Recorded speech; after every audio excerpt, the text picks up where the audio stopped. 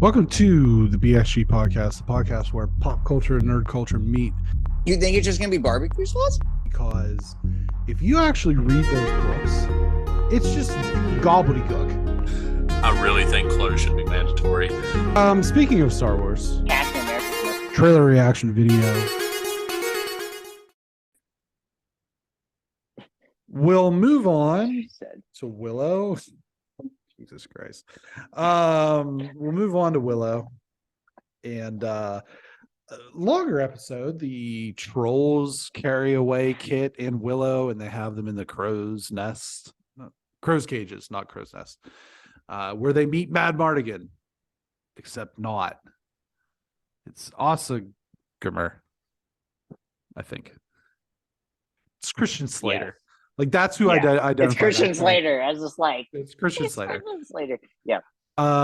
Meanwhile, the quartet of Laura Dannon, Jade,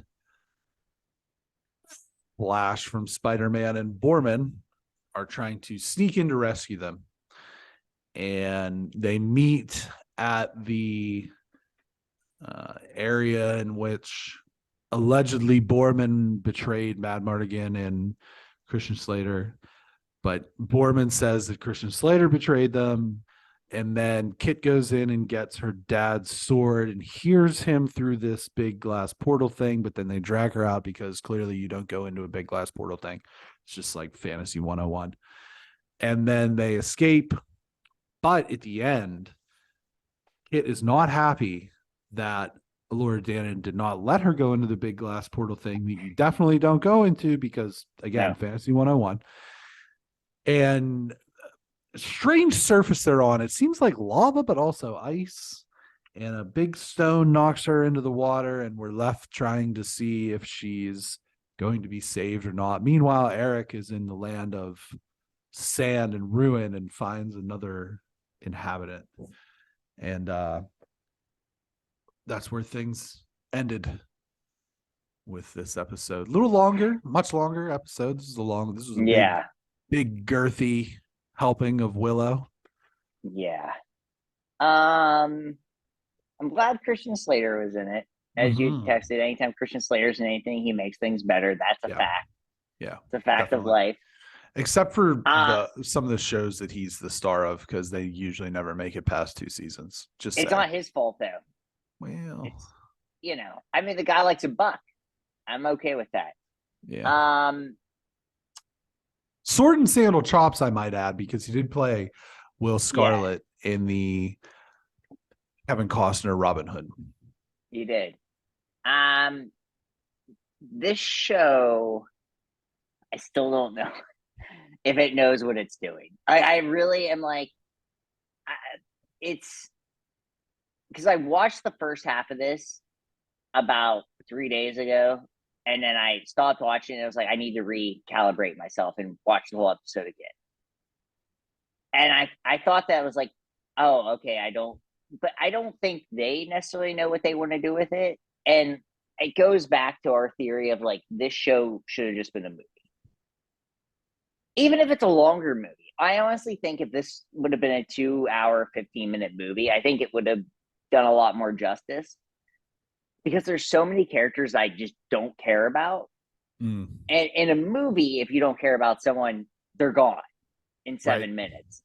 Yeah. But in a TV show, they're in every episode for at least 7 or 8 minutes, and that makes it tough. So because I was like, I was high. Like, I was very high on this show. And I caught myself.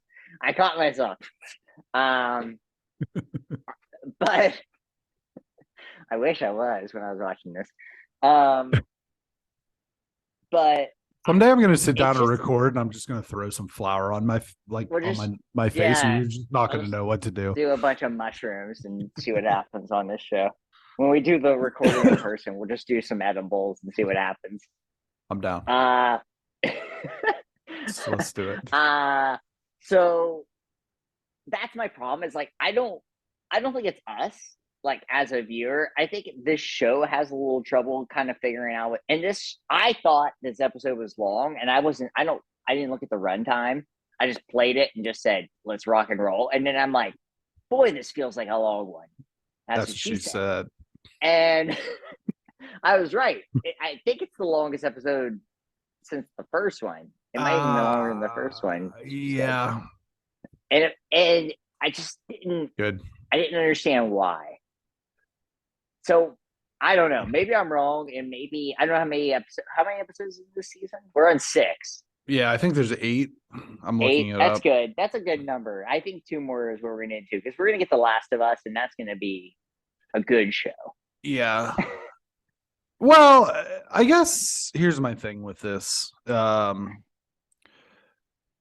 6 episodes out with 8 total.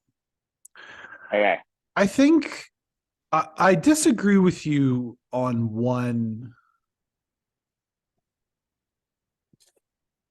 facet of this, is that I do think that this show does know what it wants to be. I just don't think that it's something that we want it to be. Okay. I think Maybe I think this is very, to me, this is very young adult fiction. This is Rick Riordan. This is those oh my God, what are they called?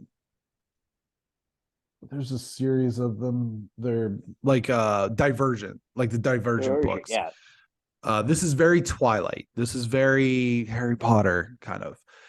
And so it hits a lot of those young adult beats with like the campy one-liners. I almost got a mace in the face. And some of these other things with sort of I really like the way that they use like contemporary music in the episodes, especially for end credit type things. This was the Beach Boys, I think. Oh yeah, this is great. And I think so that the other one was when they use a cover of Black Hole Sun, and like I thought that was dope as hell. Yeah.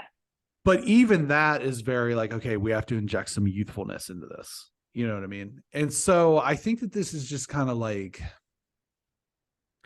it's just kind of like junk food. It's kind of just this sort of basic young adult fiction. You know, everybody has plot armor. There's no real risk. There's going to be some cheesy jokes. If anybody dies, it's not going to be an important character.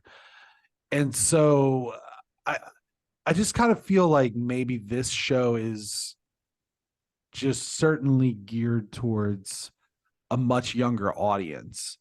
And I think the issue with that is that with the movie and it being an 80s and a Lucas property, I do think that you should have probably geared this more towards some of the quote unquote old heads versus like this feels very much for like an audience of like the demographic they're looking for here is like 12 to 20. And I think that given the movie being what it was, they should have been shooting for something in the, you know, the 35 to 45 range. But I think the issue with that is that number one is Disney, so it's not like they can go dark and gritty. And number two is if it did that, it would have just gotten drowned out by the noise of Lord of the Rings, Wheel of Time, and House of the Dragon. So I think that them kind of going in this direction is very much a way to differentiate itself from some of those other properties or other series. And so maybe this is a case where it's like the problem is us in so much as hi, it's me, I'm the problem, it's me. What is this? What's happening? Taylor Swift. Oh, fuck you, man. I'm so glad I got to use it. Yes.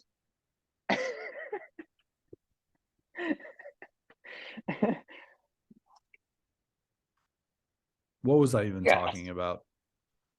I don't even know. What was I talking about? Oh, the problem We're the problem. Me. Because this doesn't really I'm stop. the problem. Stop. I will fucking mute you.